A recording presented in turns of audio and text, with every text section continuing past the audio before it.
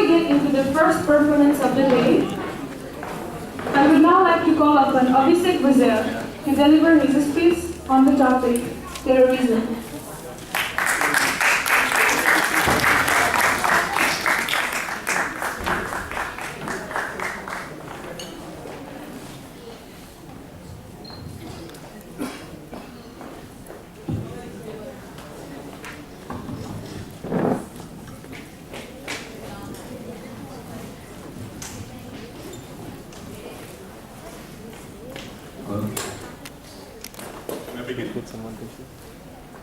Honorable Chief Guest of Honor, Mr. Tam Yu Chung, respected adjudicators, beloved parents, and everyone else present here today. I've been given the auspicious honor of boring you for the next 5 minutes with a topic in mind bearing terrorism. Now, this is a topic that ensures and engrails all of our lifestyles and has affected our way of life for the past decade and more. Now, one particular event that I recall when I was a little kid, I was far too young to remember the exact details of it, but all I remember was that almost 14 years ago, there was an event that occurred that changed the world and will change for the years to come.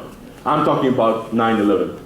Now, terrorism defined, before I get on to what happened in 9/11, terrorism is defined very simply as any act that is designed to instill fear into the hearts of people for political purposes is defined as terrorism. Now, 9/11 in particular has helped the world to become more alert to terrorism, and as a result, we have had much more greater reactions to any forms of terrorism that exists in our world. Now, 14 years ago, it was on that fateful day, around 8 in the evening, when I was at my home watching TV. I remember my father got off a call from someone telling him to turn on the TV. And as he switched on, he saw, or I saw at least, a building on fire. I was far too young to know what it was, but all I had known was after that event, the world was not going to be the same. But the thing about this event is the particular exclusivity of who perpetrated that attack, and it happened to be Muslims. Now, terrorism is almost intrinsically related to the Muslim population. Whenever we refer to terrorist attacks, almost immediately our thinking goes and shifts towards Muslims or what happens in the Islamic world. Now, I'd like to challenge today that thinking and that mindset, and with that being said, I'd like to proceed with my substantive. Now, with the recent rise of groups, terror groups like ISIS and Jabhat al-Nusra, we have become more and more sensitive towards terrorism and more inclined to believe that all terrorist activities occur in the Islamic world. Now, of course, that in its own essence is not true, and that I'll explain why.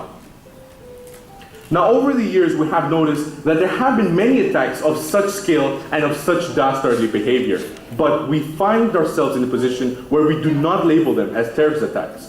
In 2011, in Norway, there was in an island, there was a lone gunman who went on an island and shot more than 40 kids and killed them. Now, we wouldn't label him as a terrorist. We would label him as an insane person who had to go under psychiatric treatment, but did it.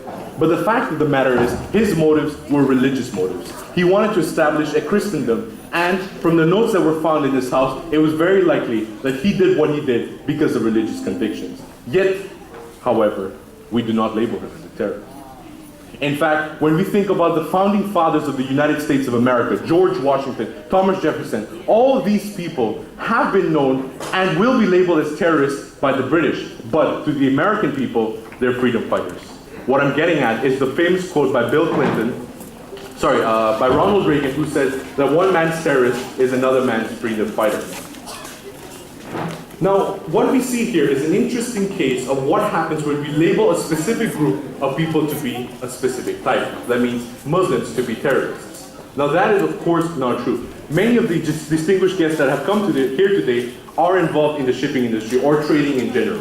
We have had events where people have overtaken ships, hijacked them, and sold them for, ransomed the crew and whatever was inside the ship. Now, all this is also a terrorist attack by all means, yet we do not label them as such. So, who is to blame? Now, we shouldn't blame one particular person, but of course the media has a very big hand in this. The media portrays certain groups of people to behave in such behavior, and as such, we see that Muslims are always labeled terrorists without even a thought.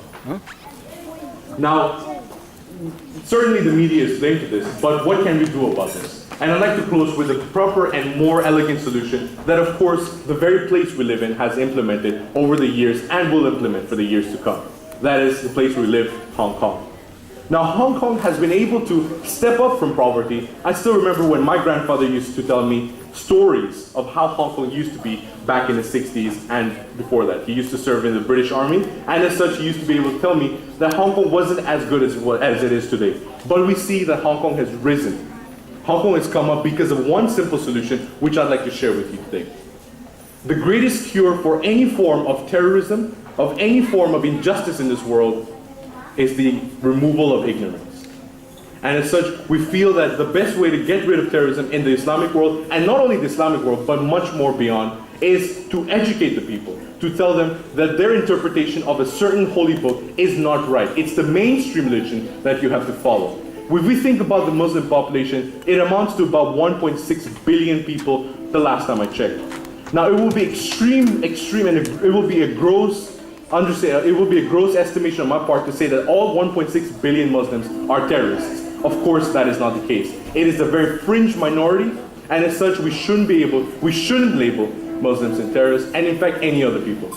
The simple cure for this is to educate people and to get rid of ignorance once and for all, and that is to educate the people. That is to help the economy thrive, just like Hong Kong did, and therefore, dear ladies and gentlemen, I'd like to close by saying that the cure for almost everything in this world is the removal of ignorance, and that we can start today with having more discussion about this. Thank you, dear ladies and gentlemen.